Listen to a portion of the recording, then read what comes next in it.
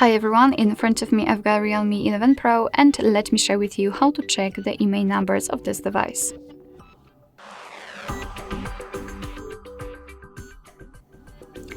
So I'd like to show you two different ways, and I want to start with a secret code. Let's open the dialer and let's enter the code, which is *#06#. And as you can see, by this code we are provided with both IMEI numbers of this device. Let me show you a second way. It will be useful if, for example, you will forget about the secret code. So let's enter the settings. Here we have to scroll down to the very bottom to find about device.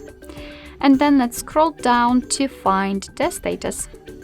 And as you can see right here, we've got both IMEI numbers for both SIM slots. Alright, so that'll be all. Thank you so much for watching. I hope that this video was helpful, and if it was, please hit the subscribe button and leave the thumbs up.